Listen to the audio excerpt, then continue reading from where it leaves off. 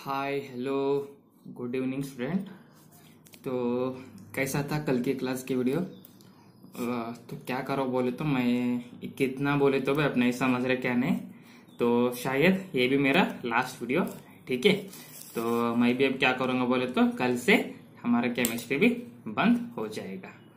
अगर आप आज के दिन अच्छे तरह से सभी नोट्स भेजे तो मैं स्टार्ट करूंगा। लेकिन अगर आप अच्छे तरह से वर्क नहीं कर रहे, टोटल 55 गर्ल्स में 23 लोग से सबमिट कर रहे हैं, बॉयज में तो पता ही नहीं, एक दो लोगों को छोड़ के, ठीक है। तो वो तुम पछताओगे, हमारे को कुछ तो ये नहीं होगा, ठीक है। अगर तुम अच्छा तरह से वर्क करे तो हमें को थोड़ा इंटरेस्ट आ जाएगा। आपको पता है ना, मैं बोला था ना कल एक वीडियो करके यूट्यूब में अपलोड करने के लिए 3 घंटा लगता है बोल के। फिर हम लेक्चर लोग होके हम इतना मेहनत कर रहे हैं बोले तो आप स्टूडेंट होके कितना करना। हमारा तो अभी स्टूडेंट लाइफ हो गया है, ठीक है। अभी तुम्हारा है, हम भी उतना बहुत एक स्ट्रगल किए थे, तब आप तो बहुत ये है अभी, क्या तो करो, ठीक है।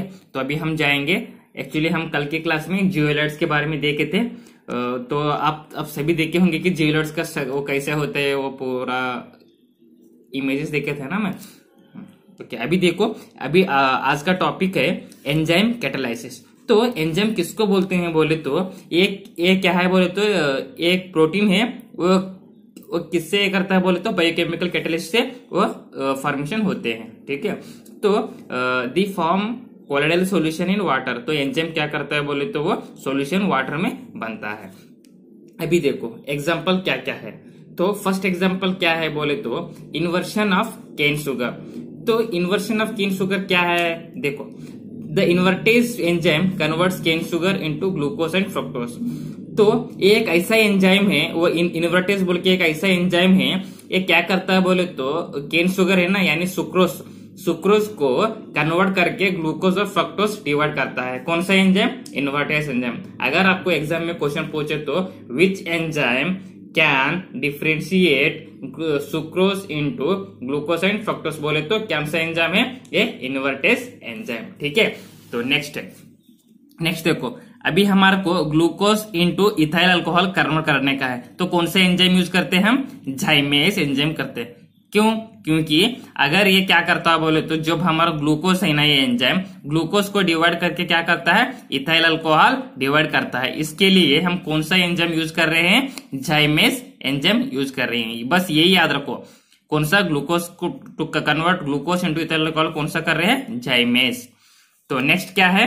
Conversion of starch into maltose. हमारे को स्टार्च से माल्टोस करने का रहे तो कौन सा एंजाइम यूज कर रहे हैं हम? डाइस्टेस, ठीक है। तो ये स्टार्च है और इसको वाटर में हम ये करें तो हमारे को क्या मिल रहा है? माल्टोस हो रहा है। तो हम कौन सा एंजाइम यूज करें? डाइस्टेस। क्योंकि हम सुक्रोज में जो सुक्रोज को हम कन्वर्ट करने के लिए ग्लूकोज और फ्रक्टोज कौन सा यूज कर रहे हैं? इन्वर्टेज यूज कर रहे थे, और ग्लूकोज को हम इथाइल अल्कोहल कन्वर्ट करने के लिए जाइमेस लिए थे। अब हम क्या करना बोले तो स्टार्च को हम माल्टोस को कन्वर्ट करने के लिए डाइस्टेस ले रहे हैं, ठीक है। तो और एक क्या है बोले तो माल्टोस इंटू ग्लूकोज। अगर हमारे को माल्टोस है तो हम उनको ग्लूकोज में कन्वर्ट कर रहे हैं तो हम कौन सा यूज करना? माल्टोस एंजाइम्स यूज करना, ठीक है। क्या है ये? माल्टेज। क्या है ये? ठीक है, थोड़ा ये करो, माल्टेज है, देखो MALTASC, ये माल्टोज है। माल्टोज को हम ग्लूकोज कन्वर्ट करने के लिए माल्टेज यूज करते हैं, माल्टेज। तो ऐसे ही क्या है बोले तो ये एंजाइम काम करता है एक को एक कन्वर्ट करने के लिए, एक और एक हमें प्रोडक्ट मिल जाता है। तो और एक उसका एग्जांपल कौन कौन सा है बोले तो urease converts urea into ammonia. तो ये एक यूरिएज एक एंजाइम है, ये क्या करता है बोले तो यूरिया इंटू अमोनिया कन्वर्ट करता है। तो और एक कौन सा है बोले तो पेप्सिन है, वो पेप्सिन क्या करता है बोले तो ये प्रोटीन्स टू पेप्टाइड्स कन्वर्ट करता है। और ट्रिप्सिन है, ये ट्रिप्सिन क्या करता है बोले तो proteins to amino acids convert करने का रहता है। ये सभी याद रखो। और एक क्या है बोले तो लैक्टोबैसिलस है, तो ये क्या करता है बोले तो मिल्क टू कर्ड। मिल्क, अगर तुम घर में पता है ना, वो मिल्क को पूरा नाइट ये करके रखे तो वो सुबह क्या होता? कर्ड होता। क्यों? क्योंकि उसमें लैक्टोबैसिलस बैक्टीरिया रहता है, वो एंजाइम है। एंजाइम की वजह से वो क्या करता बोले तो कन्वर्ट करता है मिल्क टू कर्ड। तो और क्या है बोले तो सेल्यूलोज, ये क्या करता है बोले सेल्यूलोज इंटू ग्लूकोज कन्वर्ट करता है। ठीक है, तो ये क्या है सभी बोले तो एंजाइम है। बस आप क्या करो बोले तो एंजाइम यूज करो। ये देखो ये सेल्यूलोज लैक्टोबैसिलस क्या क्या करता है, बस उतना ही। ठीक है, तो अभी मैं ये सभी मैं इसमें लॉन्ग में बताया ना, तो यही याद रखो, ये टेबल थोड़ा याद रखो। कैसा, एक एंजाइम है इन्वर्टेज है, इसका सोर्स क्या है ईस्ट है। ये क्या करता है इन्वर्टेज बोले तो सुक्रोज इंटू ग्लूकोज, और क्या करता है बोले सुक्रोज को कन्वर्ट करके ग्लूकोज और फ्रक्टोज मिलता है। और एक एंजाइम है झाइमेस है, ये क्या है सोर्स बोले तो ईस्ट है। ईस्ट पता है ना, ये बेकरी प्रोडक्ट में यूज करते हैं ना, तो ये क्या करता है बोले तो glucose to ethyl alcohol use करते हैं। और एक क्या है बोले तो डाइस्टेस है, तो इनका सोर्स क्या है माल्ट है, तो ये क्या करता है बोले तो स्टार्च इंटू माल्टोस यूज करते हैं। ठीक है, तो और क्या है बोले तो माल्टेस, तो माल्टेस क्या करता है बोले तो ये का सोर्स क्या है, ये भी ईस्ट है। ये क्या करता है माल्टोस टू ग्लूकोज। तो यूरियस है, ये यूरियस का सोर्स क्या है बोले सोयाबीन है, तो ये क्या करता है यूरिया इंटू अमोनिया कन्वर्शन होता है।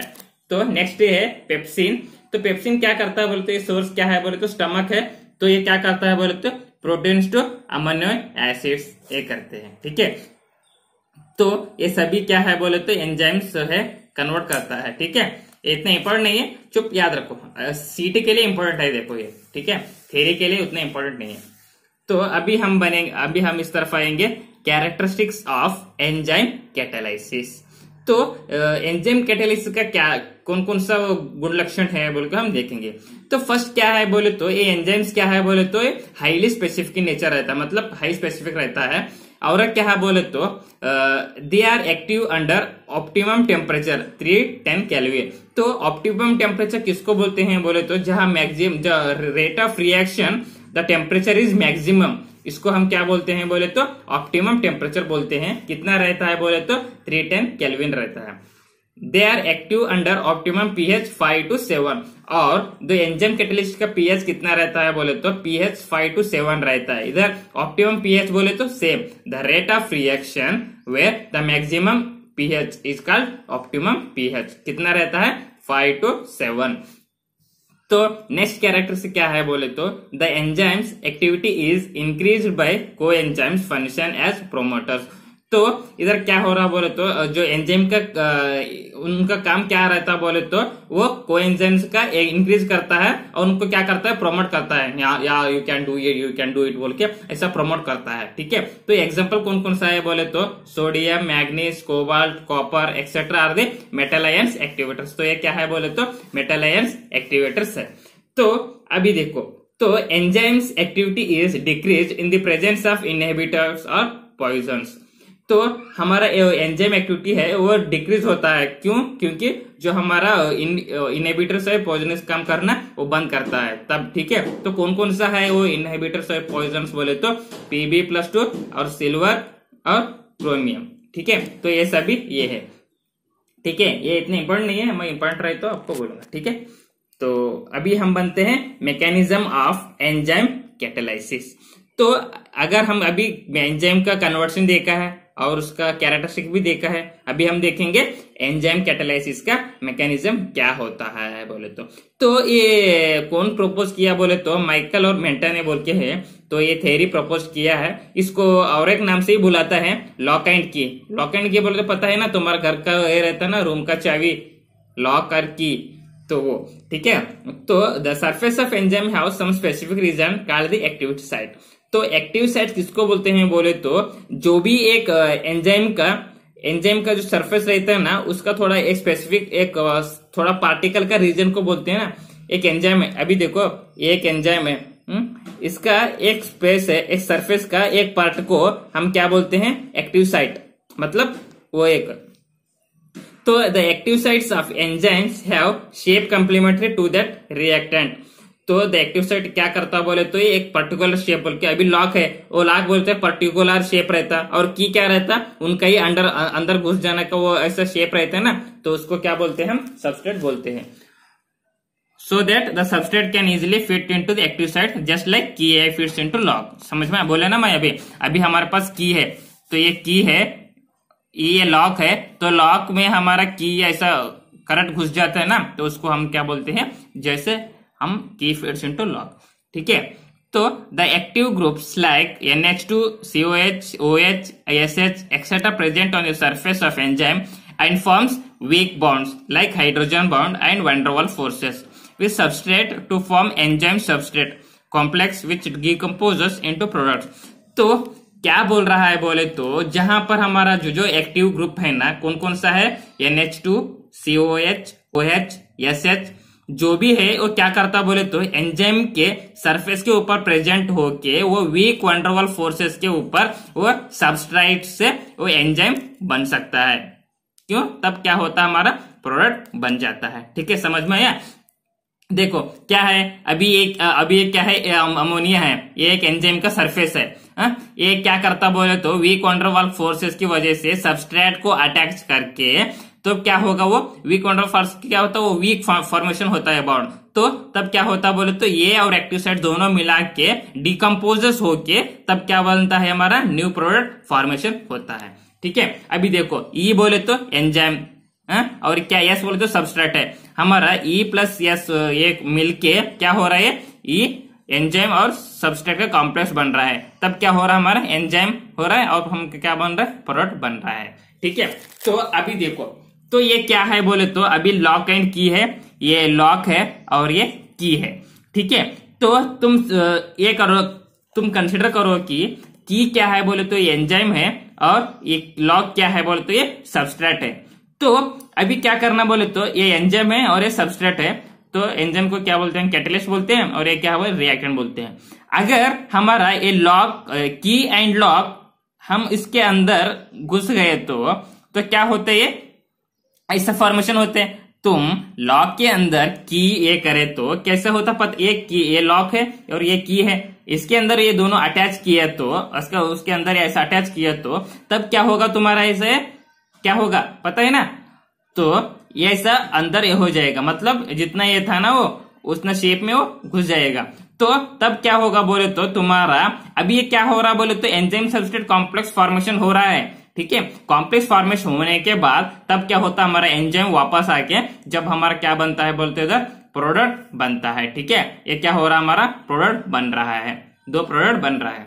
ठीक है, तो ये क्या है, हमारा लॉक एंड की मेथड बोलते हैं। ठीक है, तो इसका कैटालिटिक रिएक्शन देखे तो क्या है बोले तो फर्स्ट स्टेप क्या है बोले तो binding of enzyme to substrate to form activated complex. अभी मैं बोले ना ऊपर का ही है, ये क्या है, एंजाइम और सबस्ट्रेट हमारा मिल रहा है और उनके क्या कर रहा है, ये हमारा एंजाइम सबस्ट्रेट कॉम्प्लेक्स बन रहा है। इसके बाद स्टेप 2 में क्या हो रहा है बोले तो वो डिकम्पोजेस होके हमारा क्या बन रहा है, प्रोडक्ट बन रहा है। कैसे, ये क्या है बोले तो एंजाइम सबस्ट्रेट कॉम्प्लेक्स है और इसके बाद क्या कर रहा है, हमारा वो एंजाइम प्रोडक्ट बन रहा है। इसके बाद हमारा एंजाइम सेपरेट हो रहा है और प्रोडक्ट सेपरेट हो रहा है, तो इसको हम क्या बोलते हैं बोले तो कैटालिटिक रिएक्शन।